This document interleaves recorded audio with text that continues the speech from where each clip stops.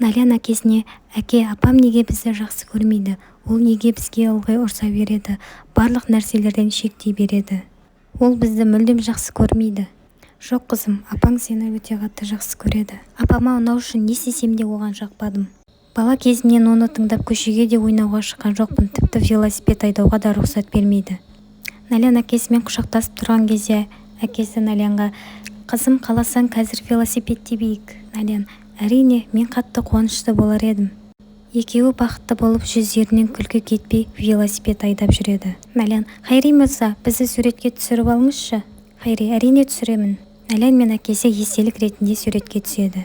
Әке, қарашы, қандай әдемі болып шықты. Налян: қызым, сен мықты болуың керек. Налян: мен бала кезімнен өзіме сенімсіз болып өстім. Сол үшін бұл қолымнан келемей, бірақ сіз үшін тырысамын. Әке, сізге Сафиназды бергім келеді. Апам оны бөлшектеп тастаған болатын. Рафетке бір адамдар қоңырау шалады. Біз сіз айтқан адамның номерін таптық. Кәне айта бер, мен жазып алайын, деп номерді жазып алады. Музоның қолы қатты ауырып тұрған кезде оған Пера хабарласады. Музафир мырза, мазалағаным үшін кешіріңіз, бірақ 3 сурет дайын болды. Оны көруге келмейсіз бе? Музафир: жарайды, мен барып көремін. Пера апасына: дегеніңіз болды. Қызым, егер мені жақсы көрсең, бұл ойынды жалғастырасың. Мақсатымызға жеткенше көмектесесің. Первинге Рафет қоңырау шалады. Первин Рафеттің даусын бірден танып қояды. Рафет: біз кездесе аламыз ба? Қолың бос болса, біздің ресторанда кездесейік. Әрине қолым бос, күт мені. Селен хат-қалтаны әкесінен білдірмей алу үшін оның бөлмесіне келеді. Оны әңгімеге тартып, оның костюмінен алмақшы болады. Бөлме ыстық болып кетті. Үнемдеу шарасын толық орындаңдар. Шығарда жарықты сөндіріп жүруді ұмытпаңдар, деп әкесі сөйлеп тұрған кезде Левен қалтасынан хатты алмақшы болады, бірақ ол ала алмайды. Рафет: сен мұнда не істеп тұрсың? Левен: мен жай сізге костюміңізді кигізейін деген едім. Сіздің шаруаларыңыз бар ма? Рафет: менің маңызды кездесуім бар, мені мазаламаңдар. Шығарда светте жүруді ұмытпаңдар. Селен: затты алдың ба? Жоқ, мен ала алмадым. Қолдарым қатты дірілдеп кетті. Музоның қолы ауырып тұрғанын Пера байқайды. Сізге суреттерім ұнады ма? Мен барынша еңбектендім. Музо ашумен оған ауыр сөз айтып қояды. Сенің суреттерің маған ұнаған жоқ, деп сөйлесіп тұрған кезде Пера: онда бұл жерден кетіңіз, деп ашуланады. Первин Рафетпен кездесуге келеді. Сөйтіп екеуі көптен бері алғаш рет кездеседі. Қане отыр, сөйлесейік. Көп жылдан кейін енді кездесіп тұрмыз. Рафет: сен неге мені іздедің? Қанша жыл өтті, неге осы сәтте келе қалдың? Сен үйленгеннен кейін мен де тұрмысқа шықтым. Біз Англияға көшіп кеттік. Күйеуім қайтыс болды. Бір қызымыз қалды. Рафет: қызың бар ма еді? Өте қуаныштымын. Менің 3 бала-шағам бар. Первин: Рафет, біз бұл жайлы талқылауға келген жоқпыз. Айтатының бар ма? Сені тыңдап тұрмын. Жоқ, тоқтай тұр, ең әуелі мен айтайын. Сенің мені қалай тастап сатып кеткеніңді. Налян мен Хайриді Фарида аңдып тұрады. Фарида ішінен: менің қолымнан келді, екеуін алшақтаттым. Сен 6 айдан кейін маған үйленем деп уәде бердің. Жұмыс деп қалаға кеттің. Саған сол жақтың өмірі ұнап қалған сияқты, жаңа орта, жаңа дос таптың. Содан байқұс Первинді ұмытып кеттің. Бай отбасымен кездесіп, оның қызына үйленіп кеттің. Тіпті мені ойлаған да жоқсың. Оның әкесінің жер телімі көп болатын. Бұл саған жақсы мүмкіндік болды. Сөйттің де мені сатып кеттің. Рафет: Первин, мені кешірші. Көп жылдан соң кешірім сұраудың мүмкіндігі туғанына қуаныштымын. Селен мен Левен екеуін көріп қояды. Бұл әйел кім? Бұл Седатқа қатысы бар ма? Левен: мүмкін мен қасына барып хатты алармын. Селен: сен не, ұрыс естіп жалықпадың ба? Мүмкіндік туып жатса бірден аламыз. Және бұл әйелдің кім екенін де анықтаймыз.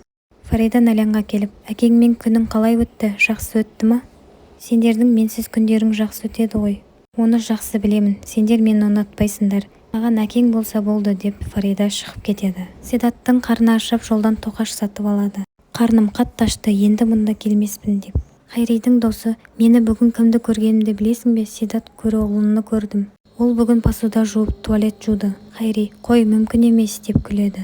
Рас айтам, мен оны өз көзіммен көрдім. Әкесі келіп еді, бірден іске кірісіп кетті. Седат үйге кірмей жатып түнді: әкеңіз сізді шақырып жатыр, ол күтіп тұр.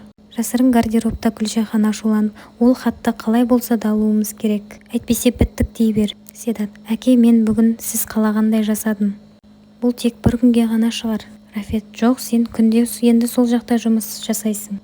Бір күннің ішінде сабақ алдың ба? Седат: мен енді барлығын түсіндім, енді қателік жібермеймін. Рафет: маған Әмияның мен көліктің кілтін бер. Рафет картаны, ақшаны барлығын алып қояды. Сен осы ақшаны бір күнге жеткізесің.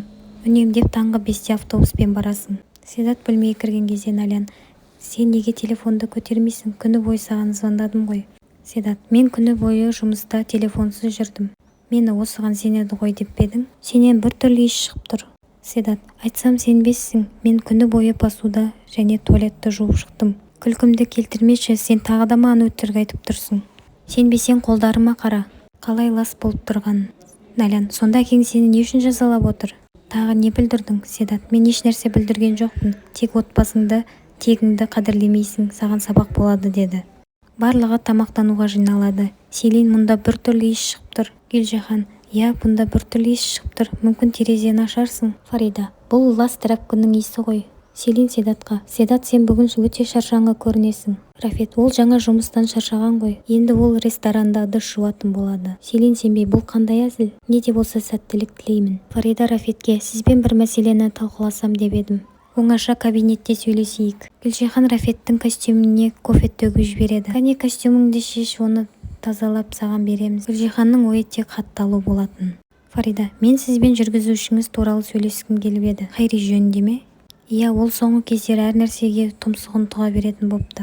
Бізден аулақ жүрсін. Рафет: оның болмысы сондай, ол өте жақсы адам. Фарида: сіз оған сонда да бір ескерту жасаңыз. Адил Налянның қуыршағын тігіп отырады. Фаридаға хабарласып: біз екеуміз бүгін сөйлесуіміз керек, үйге кел дейді. Фарида үйіне келіп: иә, сені тыңдап тұрмын, не айтпақшысың? Адил: мен шешім қабылдадым. Мен Налянға барлық шындықты айтатын болдым. Осы күнге дейін мен сені тыңдап қызымды қорғай алмадым. Енді бұлай болмайды, оның да шындықты естуге хақы бар. Жарайды, анасының қалай қайтыс болғанын барлығын айт. Ол содан бақытты бола ма? Қашан айтпақшысың? Бүгін бе, ертең бе деп Фарида кетіп қалады. Гүлжихан: дүнді хатты алып келдің бе? Я ханым, мен оны алып келдім. Деп тұрған кезде Рафет мырза келіп қалады. Сендер күні бойы мына хатты іздедіңдер ме? Осы хатты алу үшін қызыңды кеңсеге жібергеніңде де, әдейі кофе төккеніңде де білемін. Сен қандай ұятсыз едің деп Рафет ашуланады.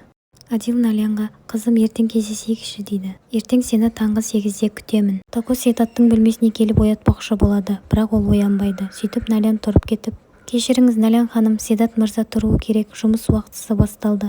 Налян Седатты әрең оятып алады. Таң атпастан Седат автобус аялдамасына келеді. Жұмысшылар Седатты қағып-соғып автобусқа мінеді. Не болып қалды, әкең бізді не үшін жинады? Селин: кешегі жағдай үшін шығар. Рафет: менің сыртымнан әңгіме қылуды қойыңдар.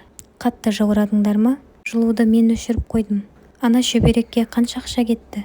Енді тек бір тілім ғана нан жейсіңдер, және ана киімдердің барлығын қайтып өткізіп кредитке құясың. Гүлжихан ашуланып тұрған кезде жездесі қоңырау шалады. Саған не керек? Мен қазір бар ашуымды сенен аламын. Жавид: неге маған ашуланасың? Мен сендерді құтқарып қалдым. Қайдағыны айтпа, оны Музо өзі шешкен болатын. Жавид: Музоға оны кім айтты екен? Оған кім көмектесті екен? Мен саған жақсылық жасап жүрмін дейді. Адил кетіп бара жатқан кезде Фарида оны тоқтатып: қызым Сема сенің кесіріңнен өлді. Әлгі жексұрынды сен ертіп келдің.